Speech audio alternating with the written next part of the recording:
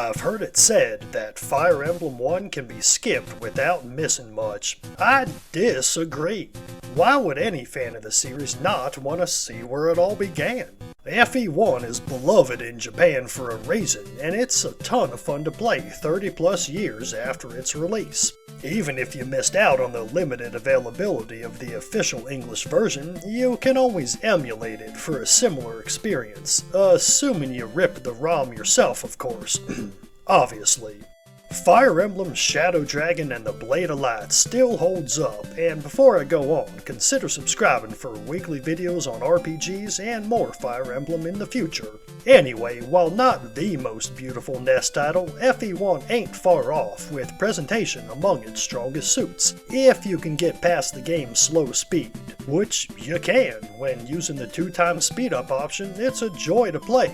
Of course, the music will be sped up too, but it nonetheless sounds pretty good. There's even one track on the final map that's better when sped up. Otherwise, if you can't take it, I recommend muting the game and playing with the soundtrack in the background, or slowing things down once in a while to enjoy the tunes. There's only one battle theme for damn near the whole game, so this is a small hurdle. But back to the presentation. While several characters share the same art, and all units of the same class share the same sprites, for a NES game, and it's fair to judge FE1 among its contemporaries, the Blade of Light looks great. There's plenty of unique battle animations which, yeah, are slow, but again, speed up the game and that's no problem. Maps may reuse the same tile sets, but there's a simple elegance and consistency to the visuals that matches the storytelling. You're traveling around the vibrant, once peaceful land of Arcanea, full of fertile fields, frequently storming castles to mount a rescue or take them back from evil hands, and the maps reflect that.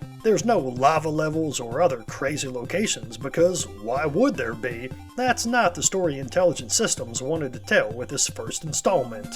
Which isn't to say there's no variation in the maps. Aside from the numerous grassy fields, you'll visit the occasional mountainous region or waterlogged map or desert and storm plenty of castles, but more importantly, nearly all require slightly different strategies. You'll have to figure out the best choke points, decide which unit should stay back and visit houses to gather information from townsfolk, or determine how to get a squishy unit like Sheeta behind enemy lines to recruit a unit over to your side.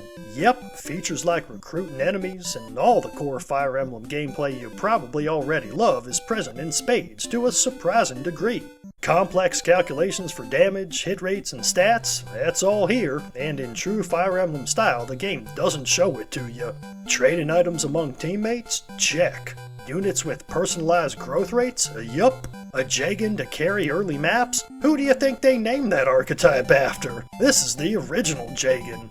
Summaries of how each character moved on with their life after the main story? That's here too. Practically the only major combat feature that isn't in the game is the weapon triangle, which is a bummer since it means swords are the clear best weapon type, while axes kinda suck. Indeed, the part that impressed me most while playing FE1 is how few mechanics later entries introduced. And that's Nintendo style, ain't it? Look at Super Mario. You run, jump, get the occasional power-up, and kill enemies by jumping on them, even in the most recent game.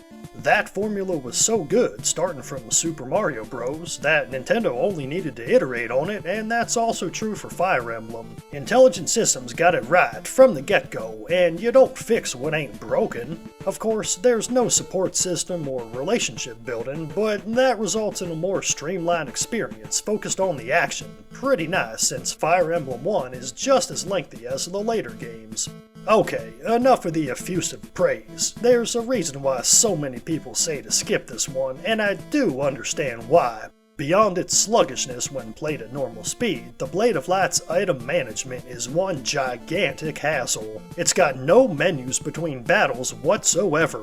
Once you finish a map, you go straight on to the next one. No home base, no chance to shop, nothing like that. Instead, you've got to buy items on the maps themselves at physical shops. That's a neat idea, but the rub is in how it's implemented. Only one character at a time can visit a shop, and doing so ends their turn. That makes it inconvenient to shop while fighting, so you'll more often than not want to wait until you've routed the enemy before stocking up. On top of that, each character can only hold 4 items, and trading an item, you guessed it, also ends their turn. It's easy to spend longer managing items at the end of a map than you spent fighting, which gets old fast. Since inventory space is so tight, your army will need stronger items constantly, unless you're soloing the game with Marth, I suppose, and there's just no way around this. I prefer to think of these sections as replacing all the time I'd spend managing items between battles in later titles, which makes them a little more palatable, but they still got more and more annoying the deeper into the adventure I went.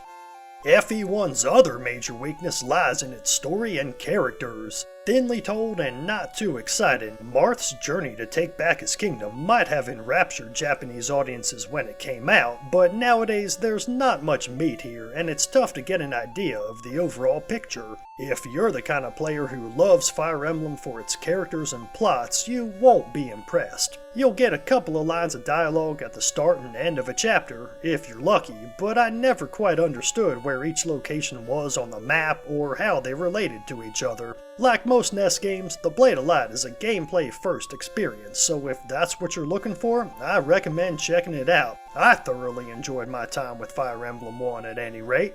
Thanks for watching. Leave a like for that algorithm, subscribe for more videos on Fire Emblem and other RPGs, let me know your thoughts on Shadow Dragon and the Blade of Light, and have a blessed day.